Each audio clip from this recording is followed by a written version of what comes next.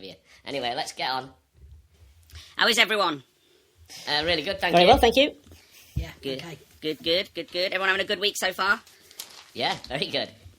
Very busy. I must admit, I'm getting a lot of comments about our first Pod Squad. Even today, like, how long did we release it? Like 16 days ago, give or take. Everyone's really enjoying them, so I thought we'd carry on and maybe go downhill from now. Are you lying? I've had some there, or is that positive true? feedback as well.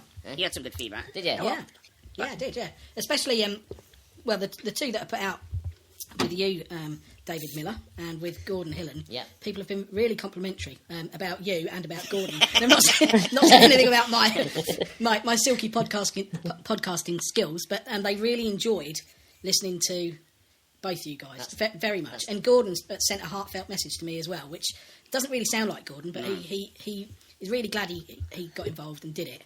And, I guess some of that is my fault, to be fair. Like, I've been promising for like 2.5 years that we'd get that thing done. Like, and like I'd see him and I'd be like, we need to do it, and he's like, yeah, send me a date, and it'd be like, okay. Like, it just carried on. Like, Can I do that heartfelt message now, Mark? Because obviously I didn't do mine. I love you very much. Thanks so much for that. Oh, you're welcome. I enjoyed it. The pleasure is nearly all mine. I know it's a bit of a love fest here between you pair. We are going to have an operational problem at some point, because I know you can do this, Mark, but you cannot interview yourself for Past Masters. I know you could easily do that. Do you know what? I was praying to my Lord that you wouldn't ask me to have my brother on the podcast. No, I'm going to catch him out on this. I'm going to ask him. I'm diverting you now, and I'm going straight to him. But but what we're going to do when we're ready to do you, that sounds kinky. David Miller is going to interview you for the Past Masters, because I think that sort of makes sense. And I'm not talking to you about Peter Petrou anymore. I'm going straight to the source. See, what you don't understand is when someone says to me, I'll give you an example. So the other day, we're in London, David was there, I was on a bus, and Caroline Murphy sits next to me, and I was like, Caroline, I really want to get your dad on the podcast. And she goes, no, because I can't guarantee what he's going to say. And I think that's the same with you. When you said to me, Mark, no, because I cannot guarantee what Pete's going to say, that's like, well, that's why I want them on. I want that person on now. Absolutely. So, and we want to know the person, the force behind Mark Petrou. That also sounds quite wrong.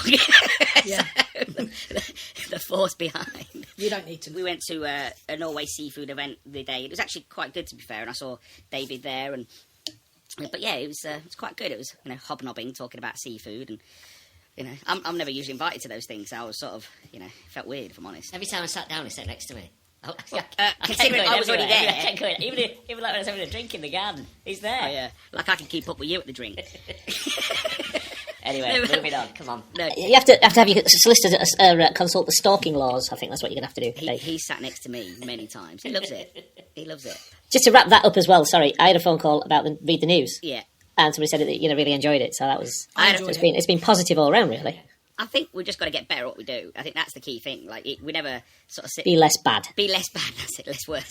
So, yeah, I just think... me and David's recorded 4 masterclasses now. We've got to do another Read the News with David Nicolaou as well. But I tell you what I didn't think of is how hard they've been to edit these masterclasses, because there's a lot of detail. Like, so you can't...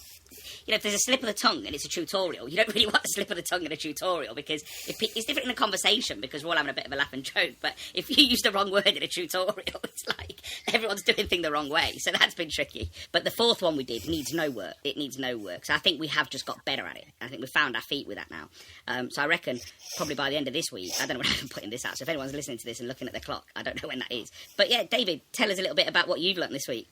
Mate, well, I think it's just carrying on from the last podcast when we were chatting, and obviously Kelly's going to be covering things like mental health and things like that, and she touched on that a bit.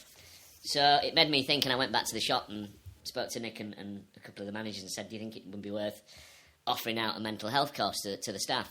Now, some of them have done a course on mental awareness, like the senior guys, but no, none of the younger people have done it. And we had an uptake of about 8, 9, between 18 and 20 wanting to do a mental awareness course. Obviously, they all passed. And I didn't know if that was a positive thing or something we should worry about, really. What, they're all mental? Well, I don't know, but they really wanted to do it, and I just thought, well, you're only 18, you can't be that bad. But they sort of said they wanted to do it so they could look out for things, because they obviously know that there's maybe a bit going on in that age group. There's quite a lot of pressure for them, isn't there? So I was quite alarmed that age group wanted to do that course. What's your thoughts? So I'll say straight off the bat that obviously mental health exists. We know it does. Like, mental health issues exist. We've all probably had real dark times. Is it becoming the new bad back? I don't know. Do we need to be careful of that? There's a shop that I know, and they said to me, they've got this one staff member that always says, "Oh, I was about to come in, but I felt anxious and I can't come in now." It's almost like now you're afraid to say something. It's like, well, we've got to be careful because they're anxious. Like, I don't know. What do you guys think? There was a thing on the news the other day that was saying that social media has pretty much caused widespread depression in anything from a 12-year-old to a 22-year-old now. So I don't know, are they less resilient, or have we got more pressures on life where you can't turn the phones off? You're bombarded by messages 24/7, and these people are addicted to the phones. So I don't know, we live in a different world from we sort of, when we grew up, you just got on with it. I have to be really careful. I don't want to be that grumpy old man, but I can't help it. I can't. Slide in. I have two teenage children, and sometimes they say to me that they're struggling with mental health, and I wish I was allowed to beat them. I don't know. My folks always used to say, "Oh, you don't even know you're born." It was much harder in my day, and I resist doing that. And I do try to walk in their shoes and appreciate the pressures and everything that the world that they're living in. And I think that generation in particular, and the reason we're talking about that is because obviously David mentioned that was the generation that took up the opportunity to go on this course. I do think they've got different challenges, and the pressures of them are certainly different to my generation. I think there's just more of them, and I think a lot of them are struggling to be individual, grow clear of the canopy. COVID wasn't good for my kids; they struggled through COVID, and you can always find a reason why you're struggling. And I think in the workplace, because that's what we're talking about, in the workplace, we have to be aware of it, and we have to react to it and respond to it and be responsible about it. Maybe I'm just not as sympathetic a parent as I could. Well, I think that for me, there's a few things going off here. Like David Nicolaou made a good point, and the phones. I think like it's just constantly ping, ping, ping, ping, ping, ping. Like it never stops. When do people come out for a break? And it's just like I was at my brother's shop the other day, and there was a staff member literally walking around with his phone out the back. Well, he was doing prep? He's back at house, but how's he doing it when he's got a phone in his hand? Like you can't go on Snapchat and cutting letters. It's impossible. And not only that, but when you were young and you did some stupid stuff, that was it. It was forgotten about, and now it's filmed and it's gone viral. It's just there's so much. But these kids are growing up in these fish bowls. But I do think it is number one, this anxiety thing. In World War II, imagine the anxiety people had living in London or Dresden, depending on which side of the war you were. The bombs were falling. Like I'd imagine that would make you feel a bit anxious. So I think anxiety and depression has always been there. We've got a larger population today, and we've also got social media, which probably instant news. Yeah, it amplifies the importance of it to some degree. And then also, I think that going back to this constant pinging, it means that people aren't doing their job. Like, even me, myself, like, a few years ago, I used to say I'm a really good multitasker. I'm a terrible multitasker, and I don't want to multitask anymore. And I was listening to a podcast with Elon Musk the other week, and they said to him, well, I heard it was an old podcast, but I just heard it the other week. And he was saying, I never multitask. I finish a job, move on to the next one. I finish a job, give it a thought process, move on to the next one. And is everyone just running themselves ragged? And not being funny, if they're in your shops and they're meant to be there for work, then that's all they should be thinking about. But we don't allow phones. They've got to put them in the locker. Yeah, and they're not. Yeah, same here. Not allowed to be on the phone whatsoever. Well, not only that, but there's a cross-contamination issue unless they're going to sanitize those phones. Half them take them to the toilet, and then they're touching the phones. And then touching whatever. So unless those phones are sanitized and clean, then you're not going to have them in a food prep area anyway. Or you shouldn't. You're an optimist, aren't you, mate? You're already thinking. You've already leaped ahead, assuming that your staff have washed their hands when they come out the toilet. So, No, I just think for me, this is true. I think for me it was also. I think it was done in the right sense for me. Maybe they're looking out for each other a bit as well, so they're actually finding a bit more about what you look for. Because there's some that I would consider quite stable that have done the course, and is it a case of them just thinking, well, I can learn something here, and we know it's a problem in our generation, and looking out for each other. That's the way I took it. I totally get where you guys, and I'm very much like you, Mark. I could have said something that I shouldn't have said, but I've got to respect what they wanted to do. I offered the course out to them. And the way I took it was basically that we're thinking about the team members who we're looking at, and if anybody thought they were struggling, they can at least highlight it. And at least you're dealing with it before it gets too bad, and they are ringing up going, unfortunately, Doris can't come in today. because she's got anxiety, you know, and that has happened to us as well. Is it for real? I hope it is. I would like to think people, you know, when they ring up and that happens, that is happening and nobody's using it as a crutch. David, you could probably shine a light on this for us. As I was preparing this, I got a message saying that a friend of mine in another WhatsApp group, he got a message off his potato merchant saying that potatoes aren't going to be as expensive as what everyone thought they would be. What are you hearing? I think, well, what I'm hearing is they have gone up from the 13th of May. They have gone up to... prep chips have anyway gone up to $13.50 from $12. There's a few major producers gone down in the Midlands because they haven't got enough trade. That's in prep chips. I think we've only got 6 weeks to go before we get the new crop coming in. This weather's great, so with this weather we've gotten a bit of rain. We've seen a lot of growth going on, so that's going to do us a lot of good. One of the lads that works for me is a farmer. They've got everything in the gland now, even the other crops that they're going in. It's dried out, I think, with the winds we've had as well. I've not heard about them coming down, Stel. I've heard that they're going to stabilise and that we're only 2 months away or 6 weeks away from possibly the new crop coming in. So that's pretty good news. Mark will probably enlighten us here a little bit because he's in potato country. But I heard on the groups about, let's say, 8 weeks ago on the Facebook groups, there was a lot of, you'll be paying 30 quid this year. And I thought to myself, pushing it a bit. At the risk of being told off by text after this, I don't want to speculate, but I'm sort of thinking, after what my mate Charlie just said in the other group, he's been told it's going to be about 18 quid. So I think we're going to see probably a maximum of 20, and I wonder if it settles out at 15. What do you two think? I've had some farmers this week saying to me that dry weather has meant that they've considered irrigating their onions, which I know are not potatoes, but the potatoes are doing really well. We've had, most of them are in, most of them are doing well. We've had plenty of rain, plenty of sunshine. The next 6 weeks are crucial. I don't think we've got any extreme weather predicted over the next 6 weeks. I agree with you. I don't think the prices are going to go through the roof. I mean, what are you paying for a full bag now? Roughly. He can't look his face. You can, Dave. Okay. What are you paying? I'll bookend that by saying that. Well, I'm on pre-cut, so. Oh, you're on pre-cut as well, right? Yeah. Okay. That's your fault, that, David. You introduced me. So go on, Mark. Enlighten us, Mark. Set the world on fire. Well, ring your mate up. Ring your mate up and find what they're paying. I buy direct from a farm. What I will say is that there's somebody between the farmer and the fryer that obviously has costs involved in obviously picking up potatoes from a farm, bagging them up, transporting them. Tell us a number. Look, I've already set my price for next year with my farmer, and next year I'm not going over a tenner a bag. Okay, but again, you're doing all the other stuff you just mentioned, though. Yeah, okay. I'm under a tenner a bag this year, which won't make me popular.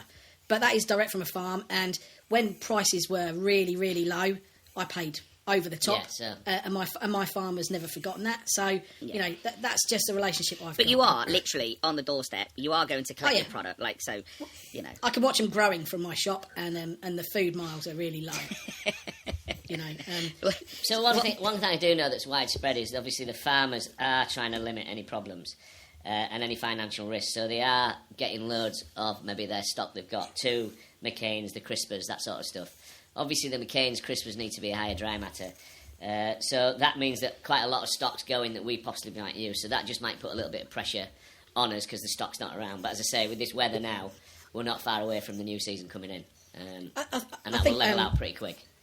The Dutch aren't making it easy because they're not releasing any agria seed. That's right. To the UK for next year. So there are challenges for next season.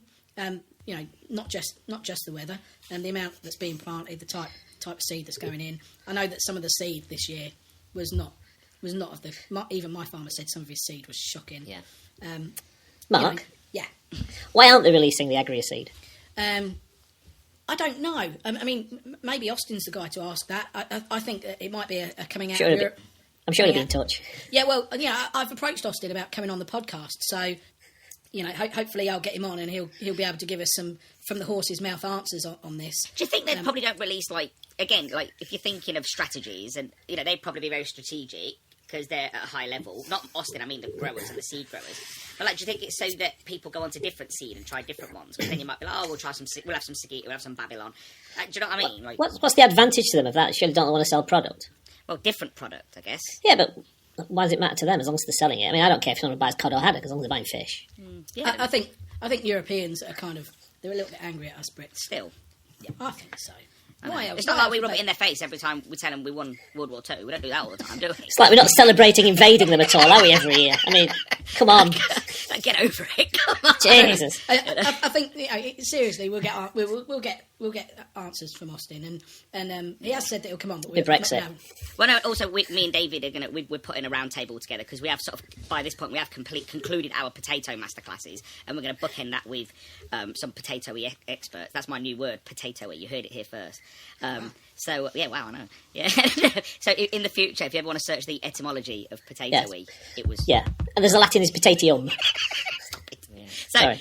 David, or anyone, what are we hearing about fish prices while we're here? Anything good on that front? Well, I've got hot off the press from Joy Joyce. Basically, Barents Sea cod and haddock quotas this year, the lowest they've ever been. And they're expected to reduce again next year between 15 and 20%. This isn't to do with the biomass. This is purely to allow the species to flourish rather than concerns on the biomass, because that's the way they're doing it. So we expect to see an increase start again. There has been some increase in the Icelandic and also the Greenlandic quota as well, especially on haddock. The good percentage of Barents Sea cod will have already been caught, so they've stopped trying to catch it during the summer months, and they've gone, we'll start again in September, when the fish is in colder, and obviously it's got back from its breeding grounds back up to the feeding ground sort of thing. Again, big thing that plays a part in our prices in England is the USA. So haddock prices have collapsed in the USA, so those that are using haddock, mainly me, are in a good place because there'll be quite a lot of haddock about. But we expected that to steady again in USA, but it does have a massive factor. A lot of the Norwegians are still H&G-ing because they're getting a really good price for that. Any that don't know what that means, it's headed and gutted. It's a really fast production. And as we know, that the Russian is still being not used in the UK because of the bans from the war. I think that's it really. So I think you are going to see a price of fish going up, and that'll probably start after the summer months once the quota's been used up. I don't think it's going to be like it was at Christmas time, though, is it? No, it isn't, no. But I think it does go up and down, doesn't it? But I think it's just nice to know why. And there is plenty of fish, they're just allowing it to grow a bit more and breed a bit more. So that's great. At the risk, David, of being told off again, I'll take the steam on this one. Are they priming us, mate? What are they doing? No, because what they're trying to do is keep it right, because what we don't want to be getting 2006 and saying we've overfished again. Yeah. You know? So that I think that I know you always think there's a hidden agenda. No, I'm just saying could there be? But I never said there was. But you've also got to agree that the Icelandics, the Norwegians, the Faroese and the British fishermen, they're good businessmen. You know? They go out and risk their lives and they're not, you know. I always say to people, you know, when you look at them, they've always dressed really well, and there's a reason for that, because they're bloody good businessmen. Quick question. So you said that the Americans aren't taking haddock, so don't they take cod anyway? Or? They do take cod, yeah, but they have an insatiable appetite for any white fish, so they're not precious. They just have a really big appetite for white fish. They just want white protein. Yeah. They'll have tilapia. Yeah. They'll have catfish. Yeah. They'll have panga. They're really not bothered. And that's what I think is really good in a way for their market, because if the cod and haddock markets get a bit silly, they're just like, nah, it's all right, mate. We've got farm crap here. We'll have that. And because they bread it differently, they batter it differently. It's always doused with sauces. That's why they're so healthy. Yeah. And you've also got to agree, Stel. Sorry to butt in, but the war doesn't help us in Ukraine because there's no Russian fish coming in, so that's going to put pressure on the other fleets to supply everybody, because we've got quite a vast amount taken out of the equation. However, well, you say it's taken out of the equation, though. I'd argue that more of that now goes to China, which is processed. That comes back in a different format. And then, Germany. And Germany. So it comes back in a different format. And then the other fish is available, because they've all done deals to buy cheaper fish anyway from the Russians. Yeah. So, but, I think it's good to know these things, and it is, and we'll monitor the situation. No doubt we'll have a laugh about it here. But I know it's not a laughing matter, though, because people's careers are on the line and their businesses are on the line, so we don't mean it in that way. The benefit, before we move on, for the benefit of the listener, Glacialis fleet, Russian boats, catching in the Barents Sea. Is that Norwegian fish or is it Russian fish? Well, they have a treaty, don't they? So they have a treaty that they work the Barents Sea. So when they do the quotas, the marine biologists from Norway and Russia get together and they find out what's coming out of the sea, and that's the people who set the quota, not the government. Yeah. But what I mean is, when it comes into the UK, because the Glacialis vessels sell in the UK, is it sold as Russian fish? Is there a 35% embargo on it? Yes, there is. There is. So as Stel says, it's coming in a different way. So some are freezing it, unpacking it, and then dusting it in Germany, and then selling it on, and it's coming like boxes like you would get IQFs in. A lot of these tariffs are a joke, if I'm honest. And it's not just fish. I mean, when everyone puts a tariff on, let's say, Russian gas or a blockade, what does Russia do? They go and sell it to the Saudis. The Saudis stop using their own product because that's cheaper, and then sell theirs at a profit. There's also, I'm going to jump in, there's an unintended consequence of that, and the fact that because the West has the reserve currency of the world, the dollar, that China and Russia are now settling their bills in local currency. So they're cutting the dollar out. So not only is the sanctions not working, but the dollar's becoming globally less worthy. So it's backfiring, and that's inflationary. So, it's shooting yourself in the foot and the face, I guess. David Miller, you mentioned that we were going to sort of look at this. I think Edinburgh, 1632, what we're looking at, 180 quid? Roughly. Something like that, yeah. Yeah, Rami, £40, 170, give or take. I don't know how you guys look at that, Mark, with your Glacialis or whatever it is. I do not recognise those figures. Yeah. Those numbers, to me, they don't make any sense to me. As in, too much, too little? As in, I don't pay anything like that. As in, too little or too high? Look, I'm looked after on my fish the same way I'm looked after on my spuds. I've been doing this job nearly 40 years. I can't say what I was paying for fish, because I know people will phone me up and literally threaten to kill break your legs. Yeah. So look, but I paid less. I paid less than £100 a case for a 45. The truth is, and David Miller alluded to it to some degree. If the market's low, yes, it might be good for fish and chip shop owners. I think in 2008, I remember, I think fish was like 80 quid a case. Like, it was low. It was well low. But everyone was screaming.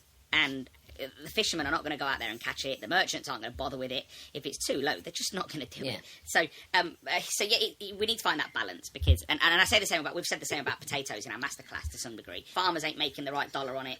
They're not going to do it. They're just going to go do wheat or something. So, when you just said that, was that 2008 when it went to the lowest point? No, I don't think that was the lowest point. It's the lowest point. Yeah, but didn't Iceland have a massive currency problem with the banks or something? And the exchange rate went silly, so it was for nothing.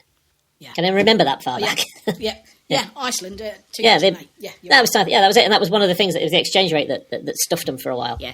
And it's fair to say that anyone listening to this, you're not going to get a true picture of what a fish price is, because if I remember, Mark, you use smaller fillets. David, you'll be using larger fillets. Everyone's different. I'm on 16. Oh, are you on 1632 now? Okay. Yeah. So I remember years ago, you were always on like 5 to 8, weren't you? Years ago. Yeah, years ago. So again, everything's different here. If you want the best prices on fish, pay your supplier really promptly. Give them regular orders and have a relationship with your fish supplier. A good working relationship. I think people that swap supplier here, there, and everywhere to save a few quid end up being the ones left out in the dark when things tighten up. It's a bit like queuing, isn't it? Don't they say, like, when you're in a queue, don't jump out of a queue to go to another queue, because you end up going to the back of the queue. So, like, it might be the same product. It might be a few quid cheaper down the road, but stick with your guy and pay your bills, on time, and he'll look after you when things get tight. Or she. When I was younger, very green, and I just sort of came into the business, I thought I was a real good businessman by working with 2 or 3 different suppliers, and got myself into a bit of a hole. And as you say, Mark, I got the same fish for 2 quid cheaper, or 75p cheaper, something like that, and worked it out over the week and thought I was making a saving of a tenner. When we go back to when I first started, that was quite a lot. And the merchants used to ring me up, and obviously they had too many because they were all ringing me up for the order. And I go, no, I'm all right this week. I've not been very busy. This went on for about 2 or 3 weeks. The guy that I was dealing with at this particular company said, David, I keep ringing you up and you're saying you're too busy. What's going on? So I crumbled and confessed that I'd been working with somebody else. And he said, I knew that. But he said, they couldn't wait to say they'd got your order within a day of you doing it. And I was just waiting to see what happened. He said, just let me teach you a lesson. If you're nothing wrong, you're not a prisoner. You can move about, you can do your homework. But the best thing you can ever do is be honest with your supplier and say, look, Stelios, I've got the batter, it's £3 cheaper somewhere else, it's the same product, I'm just letting you know. And then it's down to them what they want to do. And you keep the actual relationship professional. And you're very true, Matt, don't start going about. And I learnt a big lesson from that. I just stick with one merchant and always have done, and keep with it, and have a really good relationship with him. And he looks after you. He absolutely looks after me, yeah. Relationships are built on bigger things than price. At the Norway Seafood Day the other day, I was chatting to Graham Bell. Yeah. And he was chatting to about when he first set up, and he'd started buying fish, and he rang up a guy and he said, I don't want to supply you, I don't want to help you, whatever. There was, I don't know the exact story, but the sentiment was, it wasn't great. He said 20 years later, he's never moved from the supplier he's never left. He's got a great relationship. And he said, I've never used that other company. It's a popular company. It's probably a very reputable company, but he just doesn't want to use them out of principle. I think sometimes you've just got to say, I might save a few pennies going there, but it all depends. Everyone's got a different business. So, David, Nicolaou, what did you want to tell us about, mate? I had an interesting email the other day from the NFFF, and they were asking why I didn't enter last year. I didn't enter the Q champion. I'm always of the mind that if you don't want an honest answer, don't ask the question.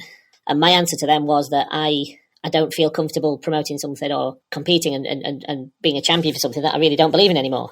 I've had the Q award for, I think, since 2017, 2018 sometime. It might have been a bit earlier than that. when we started refitting and starting getting serious. And because it's just a Zoom call now and a walkthrough with the paperwork, I think it's lost its value to my business. I'm not saying that's to everybody, but just to my business. We're in a good position where we're fairly prominent in our local area, so people know what they're going to get anyway. So what's your thoughts, guys? What about the lack of in-person visits? I mean, Andrew mentioned it on his podcast with you. I think he was, so the answer, I'll finish what I'm saying. So the answer I got was, I said, I'm sorry, I don't believe in it. I think it's lost its value to me since we went to Zoom calls. I got an email back, which is a bit boilerplate, saying, everybody thinks it's fabulous, you're wrong. So I said, thanks for that, and, see you. I go first. Right, well, I'm a great believer in it, David. I totally get where you're coming from. It did change when you don't get that visit. The visit is great. You're on a bit of tenterhooks, aren't you? And you get somebody around that's fairly knowledgeable at what they do. It's a great MOT, that sort of thing. It's nice to meet people. If you get somebody that you've not met before with the industry and they come and you have a chat with them and, they praise your shop and praise your systems and maybe say you haven't seen that or have you thought about that, I get that totally. But I still feel that could be there on Zoom. I do feel that. Maybe it's the way that you go about it.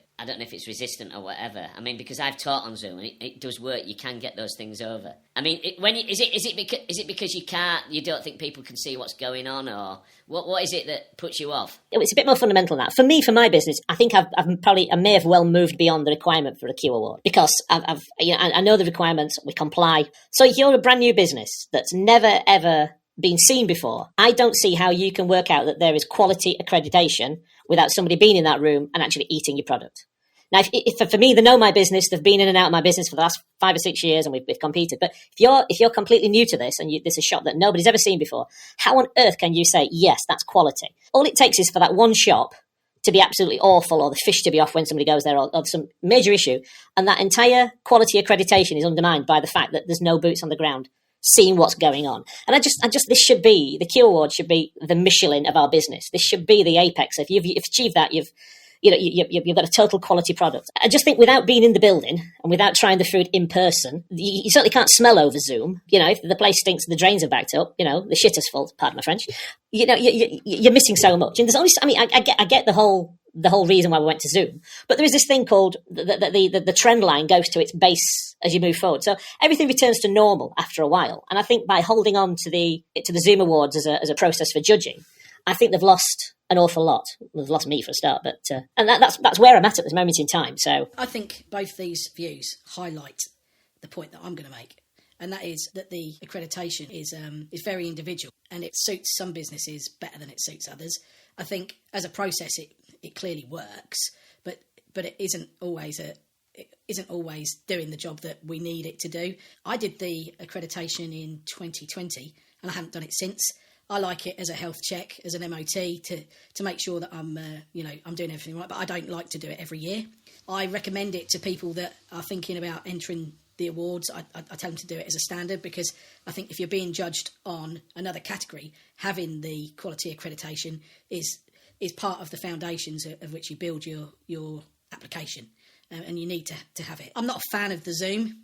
I understand that it can work, but I can also see that if you're running at a high standard, it's not going to do what you need it to do. For me, it's something that I would only do periodically. It's once I'd got the marketing out of it and I'd got the MOT that I needed out of it, there was no value to it for me to do it the following year. But I think if you haven't done it, you've not been through the process, I think it's a good start, a good place to start. So I'm kind of in between both of them.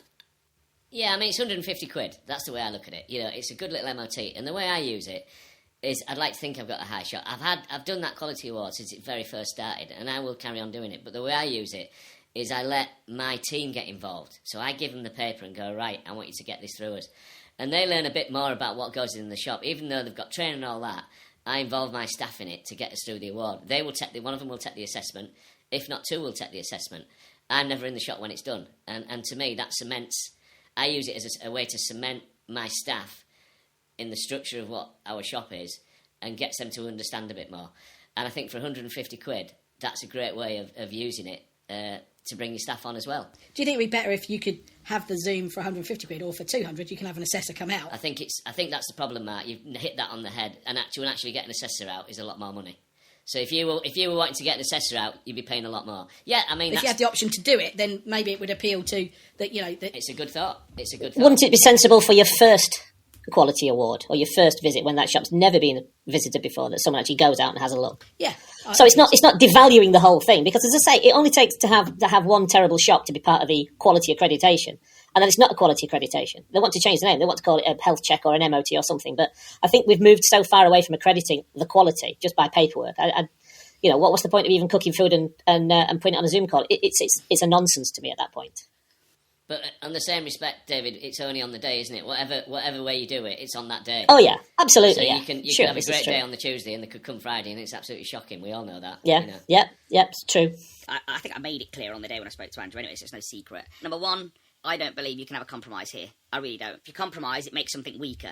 And I think this is exactly what's happening here. There's a price constraint and a service constraint. David's made it clear, for 150 quid, what is it people expect? You probably have to pay another 100 to make it better. Then, would people do it? Who knows? The words that you mentioned, David, which was for 150 quid, good and little. And I think it's not, and I know you're not saying it on purpose, you're trying to defend it, and I get it. And I do think it has a purpose in the industry. I just think that at the moment, it feels like a bit of a... I remember the original when I got assessed by Mike Pilley. Can't begin to explain to you that I lost a whole day going through that whole assessment. This is a guy who brought white gloves and checked on my fridge seals. This is a guy that had a UV light. He checked under all the fridges. But there's no way you can see any of this when you're doing it by Zoom. I don't think you can see a fraction of it.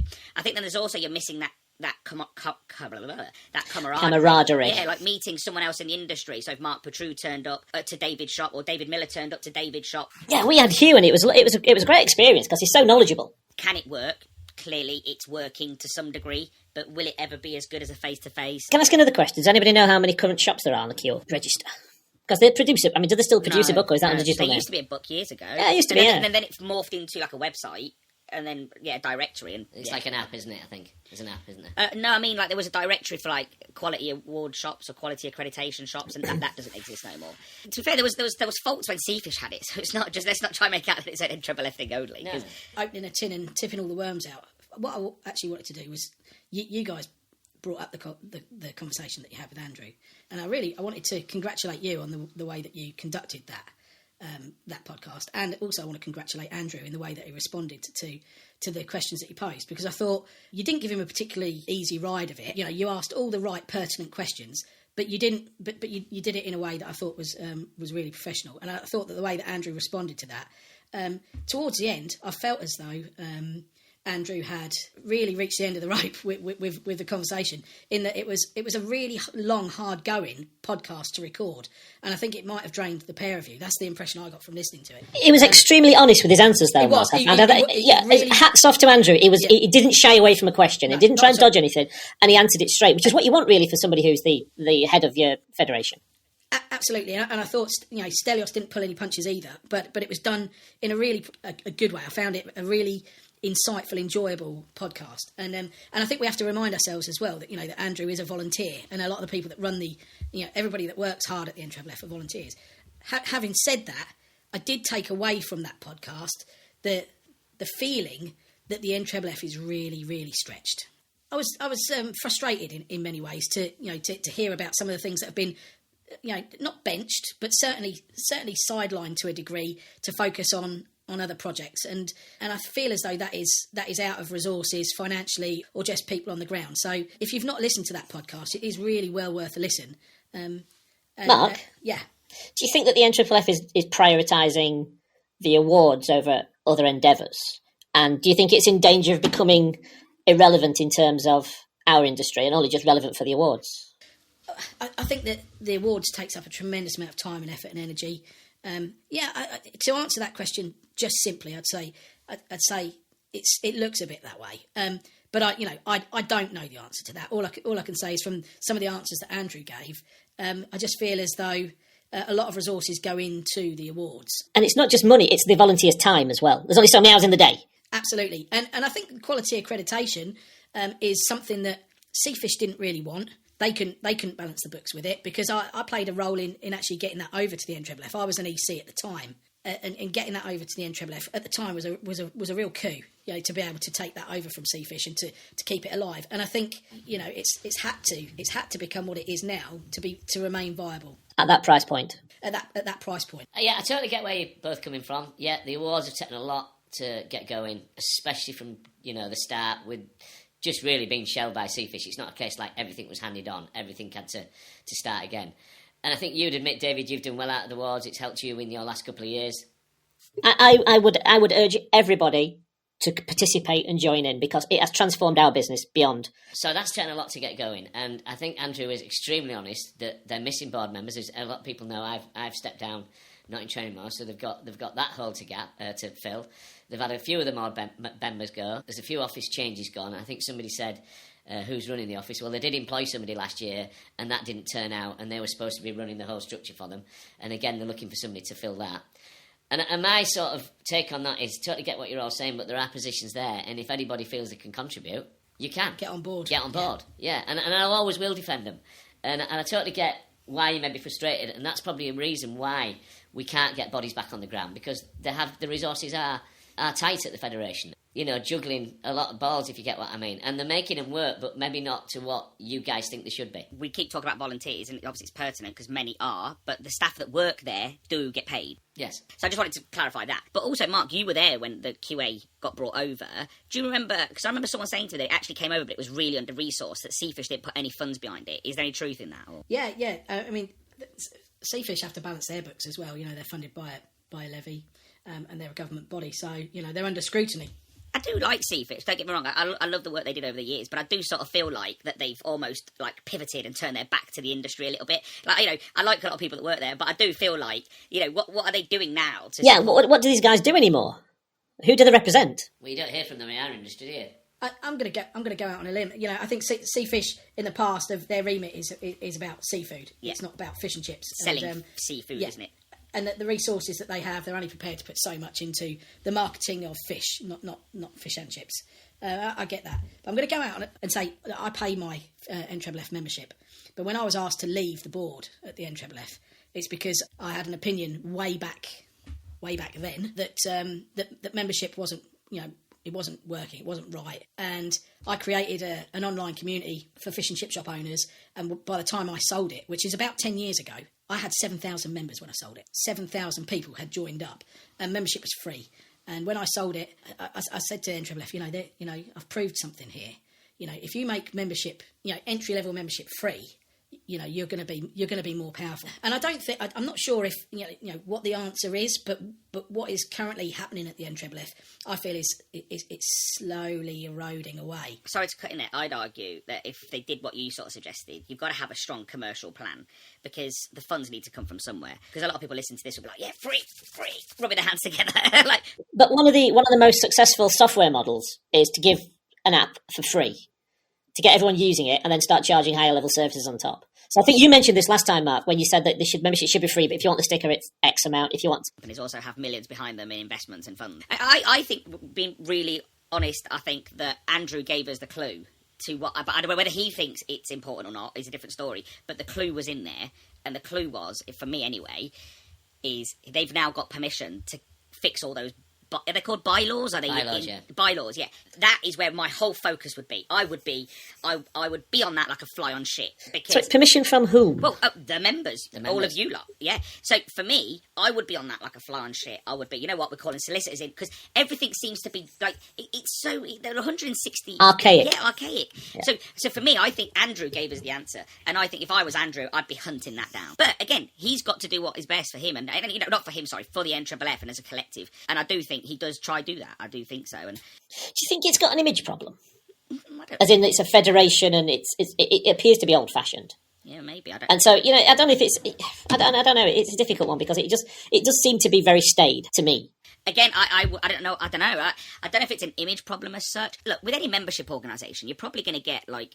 There's always going to be, to some degree, people that don't contribute, but obviously use the services to some degree, because they are essentially, when they talk about fish and chips, they're talking about or supporting anybody with a fish and chip shop. But that doesn't, whether you're a member or not. Yeah, and that doesn't mean, and I'm not suggesting that everyone's freeloading, but what it does mean is that some people may have a professional grievance, or they might not agree with something, or there might be a larger group and they don't feel that the NFFF represents larger groups, or they might be really small. And I think that's the problem with such a fragmented industry, because we are made up of lots of different types of similar businesses. And that sounds silly. You've got some shops that take $2,000 a week. You've got some shops that take $10,000 a week. You've got others that take $40,000 a week. Well, how can you collectively promote all of their needs? Do you think the price point for the membership is too low? Because I understand that the Is UK hospitality? It's about $380 a year. I pay a bit more because I'm an associate member. Yeah. I think it's somewhere just under 500. I think that what comes out of this conversation is we need to get behind the federation like never before, and yeah.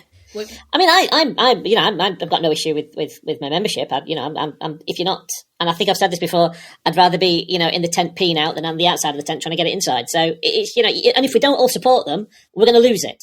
And it's and that's the other issue, and it's going to be a harder place to operate if we don't have an industry body. And does it just need to be a press office where you can phone up? Does it need all these layered services on top? Because I don't really use any of it. I mean, we've got the helpline for the employment stuff and health and safety. Never used any of it. Well, neither have I, but we've been a member for over 35 years, if not more, and I would still be part of that. I mean, regardless of not using any membership benefits, I'm still happy to be supporting, because it's an important part of the industry that you've got representation that's going to represent your body, the body that represents your business. So regardless whether it does nothing or something, I'd still support it anyway, because collectively we need this representation. I think that they do a good job on the whole. Communication could be better, if I'm honest, but it is a struggle when you're struggling with resources. How do you allocate all of this? And this is what it is. It's resourcing, allocating resources, shall I say? And it's not that easy if nobody's queuing up to say, "Here's all my money." Well, here's coming back to that. I'm currently 2024 top 10, 2023 was top 10, but as a resource, we've got 10 passionate people. We've got a WhatsApp group that nobody now posts on. As a resource, we're completely, utterly underutilised. I mean, I know when I was there, David, I would be often phoned by Andrew, "Can you take this radio?" And there's maybe lots you haven't heard, from different radio stations, and it would be, "Can somebody take this? Can somebody take this this radio interview? Yeah. Can you take it, Stuart? Yeah, I'll take it. Josette, can you do it? Caroline, can you do it? Yeah, I'll do it." And obviously, but we never see this. Graves, yeah, but they're probably on a completely different radio still that's not in your area. Yeah, but you can still, there's a web link, and you can post a web link, say, "Look, hey, this is what we're doing." And this is what I'm saying. Does it have an image problem and a communication problem? And we're living in a different world from when the NFFF was born. So I don't know. I'm just asking the questions. I don't know. I haven't got the answers. I think we come down to with Andrew being truly honest that we are struggling for resources, and I think that's where these are the gaps you're finding, and maybe you guys, us looking into it, realise where the gaps are. Before we wrap this one up, this segment, should we? Anyone want to say anything else? No? Okay, cool. Mark, did you hear the podcast I did with Reese? I did, yeah. I thought you were kinder to him than you were to Andrew. I knew you was going to say that. I could see that in your face. I knew it. Do you know what? I thought Reese was very eloquent. I thought he came across really well. What, you mean for a geezer? No, do you know what? the thing is, and I've not seen it much in Reese. I've known him a lot of years. I saw his I heard his passion. I could tell that he actually really does care a lot about the job he does and the industry he's in. And that was lovely. I really enjoyed the podcast with Reese. I thought a lot of what he said really made sense. I found myself agreeing with him a lot more than I thought I was going to. Before I heard it, I had an idea. I've known Reese a long time. We've not always been on the same side of things because I was in media as well. But you know what? He's always been very straight, very honest, very upfront. And that came across. I really enjoyed it. But I do think you didn't really put him on the spot like you did Andrew. But again, it's a different role, isn't it? Like he's a commercial enterprise. He's not representing us. Like it made me want to do the top 50, and I've never entered it. But I thought to myself, actually, everything he said kind of rang true. I thought I was really pleased with the content on that. Again, I like the top 50. It's really good. Yeah, it's really worthwhile because you get a right good mystery shopping visit, and the feedback that you get is so detailed. You can pinpoint exactly where you went wrong. Yeah, I even like the way he explained how he behaves at corporate events and that. He is in the background and stuff, and I thought it was just because he didn't like me. But it turns out he's just not. He is not his product. His product is his product. Yeah, I came away from it really having newfound, more respect for Reese than I already had for him. I resent thinking that I was soft on him because I did ask him some harder questions on like National Fish and Chip Day. And, yeah. I'm just pulling your leg, mate. No, I know. But no. But I do think, like with Reese, I think the way he comes across, he's a natural salesman for a start. So selling without selling. He's selling without selling, and he's coming across very positive. And I said this to him afterwards. I said even when we spoke about some of the negative things, it was when we were in London together the other day with Norway Seafoods, and I said to him, like, what I think people liked about it is that even when you were talking about the tougher things, it was in a positive way. Yeah. And I think there's something to be said about that. Like, he was a spokesperson for all of those different jobs that he's doing, and he was very positive and upbeat. And he didn't have a lot of notice. I texted him like the week before saying, like, "Are you free next week? Fancy doing a podcast?" So it's not like he had months to work on this. It was his first time on the podcast as well. And Yeah, I believed everything he said. I did. I don't. He didn't pull punches. It was very, very honest, and that came across as well. So, again, it was a really enjoyable podcast. If mine turn out like as good as those two, I'll be very happy. Did he say? I have a question. Did he say anything about the? Are they still got the same uptake in terms of readership now? It's purely digital, because I seem to have lost track with Fry magazine completely. I seem to forget to look at it. So they've made a few iterations, and I think they're basically moving to essentially what's a blog format online. They're ditching the swipey fake magazine as well. I think it doesn't. It's a hard read when you're doing it on a device. To be fair. Yeah, but yeah, I think he just said essentially needs must. Things changed, over COVID, paper costs went through absolutely. the roof. And plastic teacups. Every time we've had the Fry magazine awards now, we've got 5 years on the bounce, and as you walk down them, they're getting smaller and thinner. So we've got shrinkflation in the awards as well, which is upsetting. So I did ask him about Fish and Chip Day, and I had to ask you, Free, what do you think about the date? It's frustrating because it's going to be horrendous for chips. We're celebrating fish and chips at the time of the year when we're probably struggling the hardest to get good product through the doors in terms of chips, potatoes. Yes, I do agree. It's probably not the best time. You've got spring fish coming in, which is a bit thinner. The chips are coming to the end. But I've always found it a great day. I've managed to get through it. I would. But then I don't really want to say when my product's crap in June and it's really good in October. I don't think like that. I try and create my product as good as it is in June as it is in December, November. And I think I get what you're saying there, but I don't think we can use that as an excuse. And I just think to me it's all right. If we're going to be a bit strategic about it, wouldn't it be better off doing it when your potatoes land, and then everything is much easier for us, and we celebrate. We're showcasing somewhat, easier than because we've always got the skill to get the best out of the product, but it just helps if the product's at its best. It's free. Yeah, I like it. It's great. Do for me. I don't like January. It wouldn't work in January. I want to be busier in January, but I think we can do that in other ways. I use if you want a diet, fish and chips is for you in January because it's low in calories and low in fat, and so I use the health kick as a way of pushing fish in January. June's fine. Talking of diet food for a moment, though, now you've just pivoted that way. I disagree with you somewhat. I think the way we sell more fish and chips in this industry is by going down the guilty pleasure route. I really do think so. I don't think... In February. Do that in February. Valentine's. Mate, I tell you what, there's a lot of talk about how unhealthier foods aren't consumed in January. I've not seen one report that backs it up. People go to the gym for a little bit extra in January, and that's about it. They sign up, but the fact is they still eat crap. Yeah, they still go to McDonald's. McDonald's is still queued up. KFC's is still queued up. I actually think the guilty pleasure, you work hard, it's cold outside. I'm not, it's not a fundamental disagreement. I just feel like we keep going down this health kick route, and I'm a guy that used to bloody do the analysis. I think fish and chips steers away from that because it's such a good comfort food, and people. Yeah, I think that's what I mean. Guilty pleasure, comfort side, food. They don't class that as.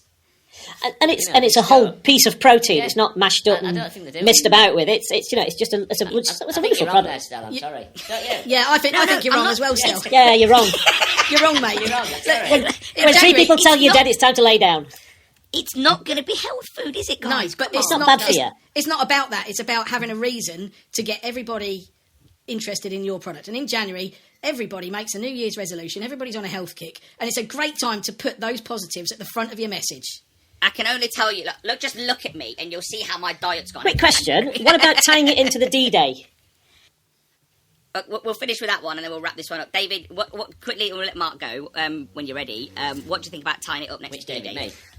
Oh, David Nicolaou. I'll go. David asked the question. I don't quite see the link. I know we're celebrating D-Day, but I don't see the link. I mean, I'm right that we invaded Europe on that day, didn't we? And an awful lot of people died. Not wishing to bring it down, but... It's just, I'm not laughing. I don't get the whole. I don't get that. VE Day, yes, victory in Europe. I get that, but the invasions, it's kind of it's bittersweet. Well, David Miller. Yeah, you're right there if you really think about it. But it's about celebrating that fish and chips was not rationed through the war. It was used as a code word, wasn't it? They were rationed technically because coal was rationed, fish was rationed, potatoes were rationed. And so was the oil, wasn't it? So was the oil. Coal was rationed. It just wasn't on the ration book. I just think it's. I know. I know what you're saying. What you're saying is that there's a positive and I think you should. And I get what you're on about, but I just think it's a good one. I really do. I am a contrarian. Let's celebrate it. I mean, I'm doing in Haxby. They've got 3 churches getting together. We've got choirs and whatever singing it. We've got bagpipes at 9 o'clock. We've got the beacon going. We're doing the fish and chips. They're getting all the community together to celebrate National Fish and Chips Day. They approached me because they found out it was National Fish and Chip Day and said, can we tie it in together? You know, let's celebrate it. Mark finishes off, young man. Any excuse to get bunting out and to be patriotic and to put fish and chips at the front of that, Brilliant. I'm on board with it. Yeah. You know, at the end of the day, that's what it's all about. This is all about making people see fish and chips at the front and for all the right reasons. Positive messages, marketing, promoting. And if we need some sort of tenuous link to anchor those celebrations to, you know, I'm on that bus. Yeah, and I think whatever, I'm not going to mention any tragedies in the history of the world, but anything that remembers that and is not let's forgotten it, I think it's worthwhile. And we're not sort of doing the Harrows of the war or anything like that. It's just celebrating what it meant to England, really, I suppose. Oh, not England, sorry. My apologies, everybody, to Great Britain. But not to Europe. Oh, right, and Europe.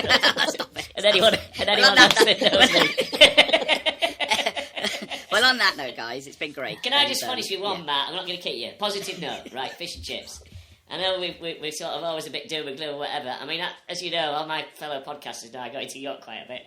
And I pass a lot of pubs. And York's a very busy place, you know, we've got tourists and whatever, but through the week, you'll go past the pub and you're lucky if there's 2 people in. When you come back, there's none. Fancy being in that for a game of trying to make money. So think about that, you know, we're doing all right. We are. I think it's very positive. Yeah. Like, we've got a very positive industry, so, you know, we could be a lot worse. Yeah, yeah. All right, guys, have a good one. Yeah, you too, guys. Thank you. See you, chaps. Thank you. Take care. Bye.